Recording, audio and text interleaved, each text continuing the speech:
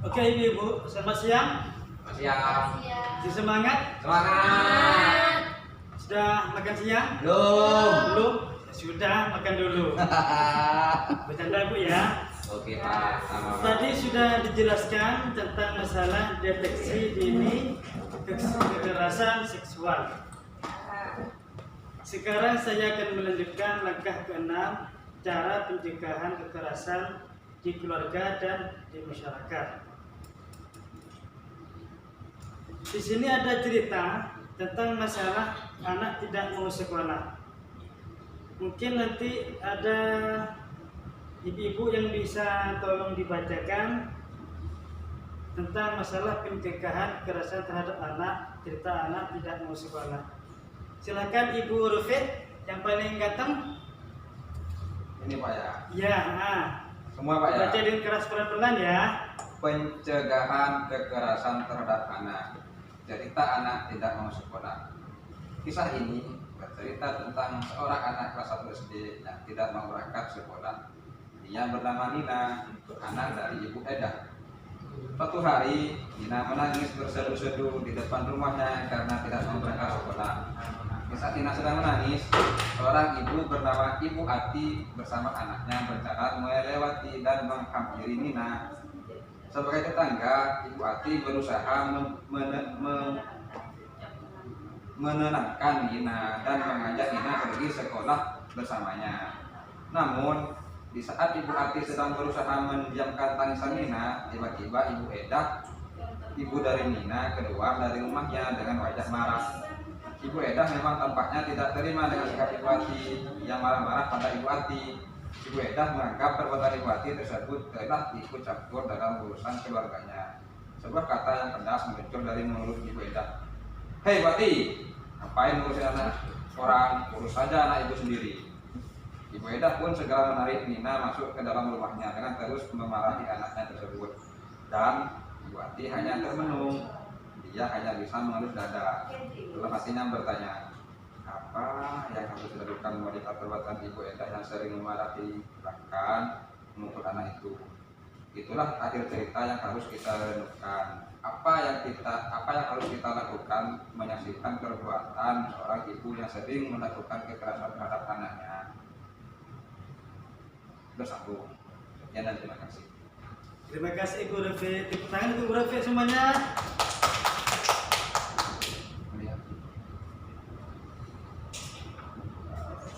Sekarang setelah dibacakan oleh Ibu Rufit, apakah cerita tersebut juga terjadi kepada di sekitar ibu semuanya? Banyak Pak, sering dibentak-bentak ya Pak anaknya. Coba sedih diceritakan Ibu.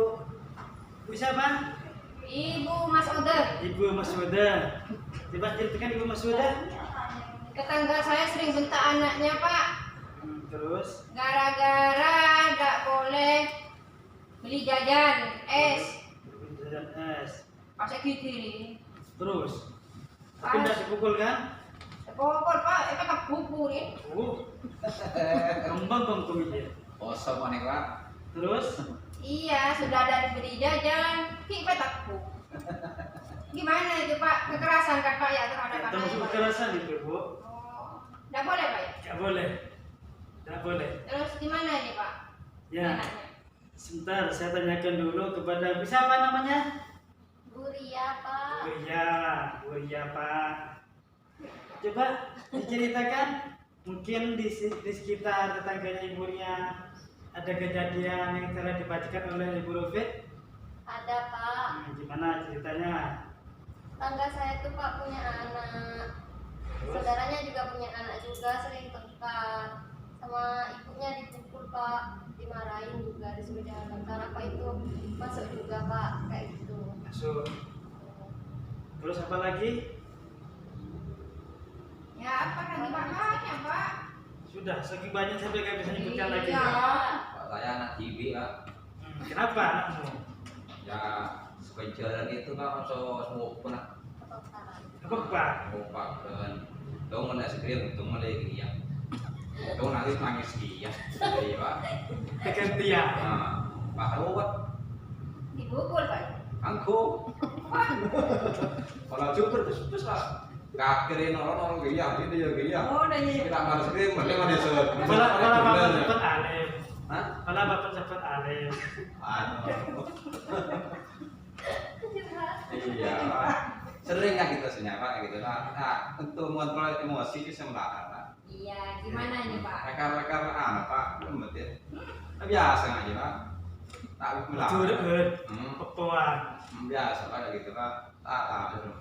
Nah, sekarang tadi setelah diceritakan tentang cerita Nina, misalkan itu terjadi di tetangganya ibu, terus ibu mengetahui. Gimana reaksi ibu? Mulai dari coba Ibu Rofi, dibiarin. Kalau misalkan ada anak nangis sampai lama, itu sendirian. Nah, gitu beda. Itu sendirian. Setelah itu ada Ibu Rofi lewat. Nah, Apa yang dilakukan Ibu Rofi? kalah becong, menangis dong. Ditanyakan Di alam, Pak, di alam.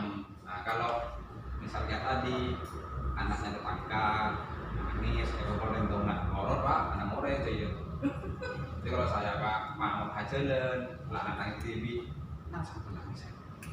Tanya, dia mau nangis dong, pakai ini, ini.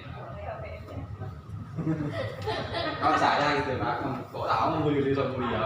Coba Ibu Masyidah, kalau misalkan ada satu rumah, ada anak menangis pakai seragam, terus Ibu Masyidah itu Lewat. lewat sama anaknya untuk mengantar anaknya ke sekolah. Apa yang dilakukan Bu Masyidah? Ya, saya dekati orang tuanya Pak, beri pengertian. Iya. Ya kalau memang orang tuanya tidak mau mendengarkan ya terserah. Seperti saya sudah kasih pengertian kalau seperti itu kekerasan terhadap anak akan mengganggu otak anak Pak. Psikis ya. Fisikisnya anak sedikit terguncang. Tidak terpengaruh ya. Terganggu. Aman pernah hiburan. Iya seperti itu Pak. Terus kalau misalkan Ibu Ria, Kalau misalkan Ibu Ria berusaha mendiamkan, nah kenapa kok nangis? Ayo kalau mereka sekolah. Akhirnya pas Ibu Ria bawa anak itu, bawa Nina, bawa ke sekolah, terus ketahuan sama orang tua Nina, akhirnya Ibu Ria dibertak. kalau Bu, saya tipe tidak boleh ikut campur sama ibu, itu bukan urusanmu, urus saja urusan sendiri. Gimana? Sendiri. tak ajak rujaan Pak, tak ajak ngobrol. Kan enak kalau sambil Iya. rujaan Pak. Kan? Santai. Iya, dikasih teh, es teh Waktu biar dia nggak ngakak panas. Bu ya, pada dia ngakak. Iya, kan enak Pak biar dingin, biar nggak marah-marah, terus dikasih pengertian. Kan kalau cara kayak gitu kan enak Pak. Ya.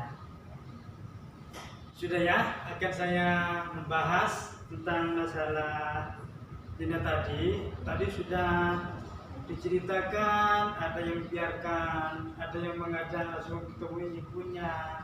Terus ada juga yang dibuat ngobrol untuk bernyantai, terus dikasih nasihat dengan pelan-pelan, dengan tenang. Ya, itu adalah usaha bagus untuk menenangkan, untuk memberi pengertian kepada Ibu Enda. Ya, bagus.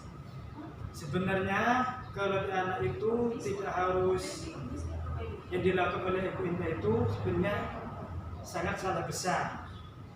Ya. Cuma kalau misalkan Ibu Yuli sudah memberikan pengertian, Ibu Ria sudah memberikan penjelasan, kalau seperti itu Ibu tidak boleh kasar anakmu, itu karena terganggu pada psikis anaknya, nanti bisa menjadi orang yang keras kepala. Cuma kalau tidak bisa, gimana caranya lagi? Ayo kita hubungi orang-orang tetangga di sekitarnya. Siapa di situ, tetangga di situ yang orang yang berpengaruh.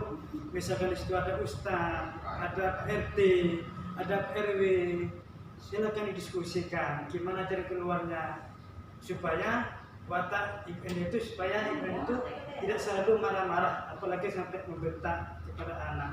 Apalagi kalau misalkan sudah dikasih pengertian, sudah Ibu Ria, Ibu Suatu sudah baik-baik membantunya, dibentak, kita itu punya niat baik, tapi ternyata kita dapatnya hasilnya yang tidak baik. Kita diskusikan, ke RT laporkan, ke RT, ke RW, atau ke ustaz konsultasikan gimana cara mendidik anak yang baik. Setelah itu mungkin bisa dimampiri ke rumahnya Ibu Endah, Ibu Endah dan suaminya untuk berikan pengertian, supaya Ibu Endah itu berhenti untuk menjadi orang yang keras kepada anaknya. Nah, mungkin dari itu sudah mengerti ibu-ibu ya? Ngerti. Nah, sudah. Untuk itu kan sudah langkah yang terakhir untuk. Terus juga di sini ada pencegahan kekerasan terhadap anak di dalam keluarga.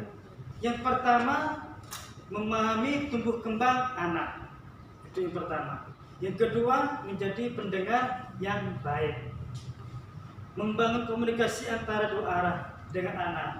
Ya suami istri, ya anak didengarkan, ya anak juga diberi nasihat untuk mendengar apa yang dikatakan ayah sama ibunya. Nah, membantu kesulitan anak. Apa yang jadi kesulitan untuk anak? Misalnya belajar, misalnya PR. Ya. Terus yang keenam, anak sebagai teman berdiskusi. Terus anak sudah besar, sudah bisa berpikir, ajak berdiskusi. Kalau misalnya ada masalah, diajak bareng. Gimana anak kalau pendapat sama seperti ini? Gimana anak kalau misalnya ada masalah seperti ini? Diminta pendapat supaya anak itu merasa bahwa dirinya itu merasa dibutuhkan sama orang tuanya. Ya. Terus yang ketujuh, menjadikan waktu yang berkualitas untuk anak. Yang kedelapan, jangan mudah panik jika menghadapi anak melawan. Ya, jadi kalau misalnya anak melawan kepada ibu sudah mau, jangan panik. Ditanggapi dengan nyantai, disampaikan nyantai, dengan hati yang lembut, terus juga dikasih pengarahan. Ya, terus yang 9, memberi pujian kepada anak jika dia berperilaku baik. Ya, terima kasih ayah, kamu sangat baik. Kamu disuruh ini mau, hasil sapuan bersih, gitu ya. Yang ke-10, tidak menghadik atau menghakimi anak apalagi di depan orang lain. Jangan sampai mengatakan kamu itu jelek, kamu itu keras kepala, sampai dikatakan hal-hal yang buruk kepada orang lain apalagi ada anaknya. Ya. Yang ke-11, tidak beri julukan negatif pada anak. Terkadang kalau di sini itu namanya Muhammad, panggil anjing. Nah itu monyet. Nah itu yang nggak boleh bu ya. Nah, terus yang ke-12, tidak membandingkan anak, mendongeng atau bercerita untuk mengantarkan tidur. Yang ke-14, menambah pengetahuan tentang pengasuhan anak yang baik melalui membaca buku, artikel, majalah dan lain sebagainya. Meningkatkan relasi sosial dengan tetangga, mengikuti kegiatan keagamaan. Yang ke-15, melakukan kegiatan bersama keluarga, termasuk beribadah bersama. Jadi kalau waktunya tuh tengah asar diajak bersama. Biasanya kalau setelah maghrib itu biasanya selalu diajak berjamaah sama bapaknya, ya, supaya anak itu terbiasa untuk melakukan ibadah. Terus 16, mengenai pergaulan anak. Yang terakhir, mengikuti perkembangan informasi dan teknologi supaya anak itu menjadi anak yang tidak kaku terhadap pengetahuan. Ya, Boleh permisi. boleh silakan bu. Ya, mungkin itu yang bisa saya sampaikan. Apabila ada kekurangan, saya mohon maaf. Saya akhiri. Assalamualaikum warahmatullahi wabarakatuh. Untuk bulan depan nanti di rumahnya Ibu Ria ya. Ya Pak, Bulan siap. depan. Ya sudah.